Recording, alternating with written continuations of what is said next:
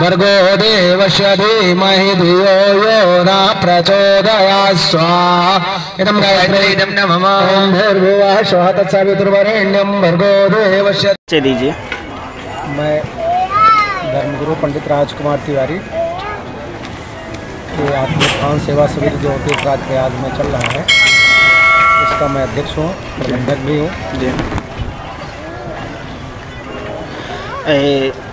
संगम स्नान आए हुए श्रद्धालुओं को आपके शिविर के माध्यम से क्या सेवाएं हैं?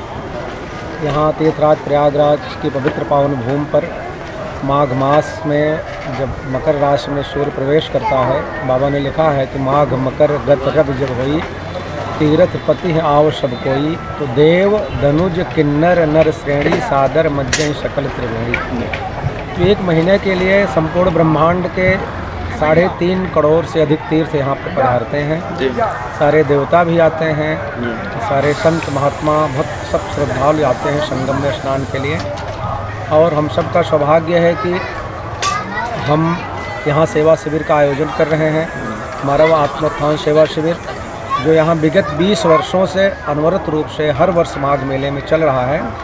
हम जो हमारे यहाँ मेलार्थी आते हैं या शिविरार्थी जो संत या जो भी भक्त आते हैं, उनको हम यहाँ रहने की व्यवस्था देते हैं और भोजन प्रसाद की व्यवस्था देते हैं। हमारे यहाँ नित्य योग का कार्यक्रम चलता है और नित्य यज्ञ का कार्यक्रम चलता है और भंडारा अन्न क्षेत्र दोनों समय चलता है।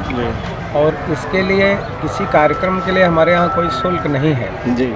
हाँ, आपकी श्रद्धा है सेवा शिविर में सहयोग दान करने की तो आप कर सकते हैं 1 रुपया से लाख रुपया तक, लेकिन है कि आपसे कोई कहेगा नहीं।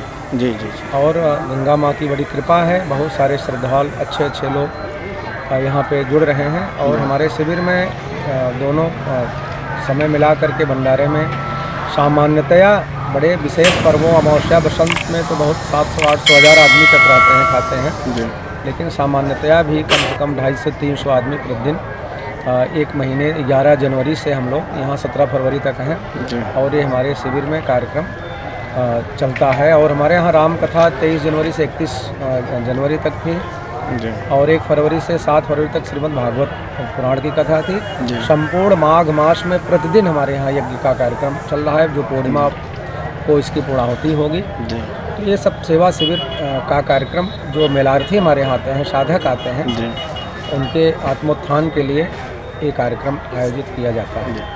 ये आत्मोत्थान मंडल संस्था बनाने का क्या उद्देश्य है आपका? आत्मोत्थान संस्था बनाने का मूल रूप से उद्देश्य है, जैसा नाम से ही साबित होता है, आत्मोत्थान।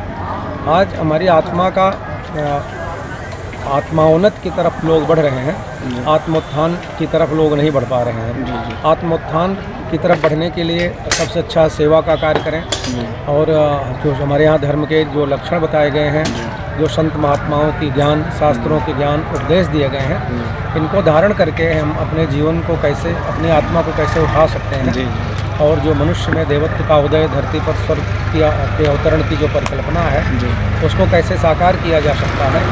ये जो भी हमने इससे पूर्व में सारे कार्यक्रम बताए, योग, यज्ञ, जप, तप, ध्यान आदि का और सेवाकार, भंडारे आदि का, ये सब उसी के पार्ट हैं, उसके एक अंग हैं जो है आत्मोत्थान के। ये सब सारे कार्य अगर हम करते हैं नियमित रूप से और गायत्री माँ का आश्रय लेते हैं, जो कि सद्ज्ञान के अधिष्ठात्री माँ है, तो निश्चित रूप से हमारी आत्मा का उत्थान होगा। और जब हमारी आत्मा का उत्थान होगा तो हमारे अंदर भेद खत्म हो जाएगा।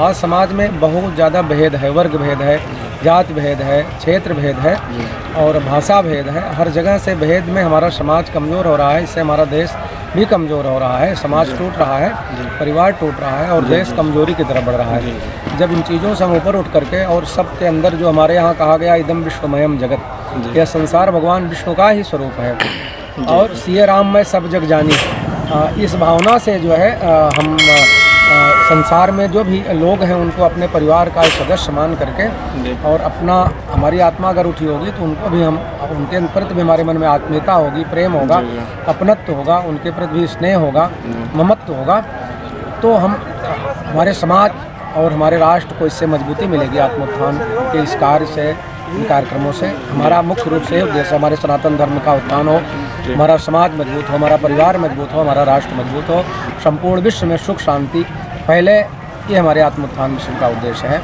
इस दिशा में हम लोग जो कार्य कर रहे हैं।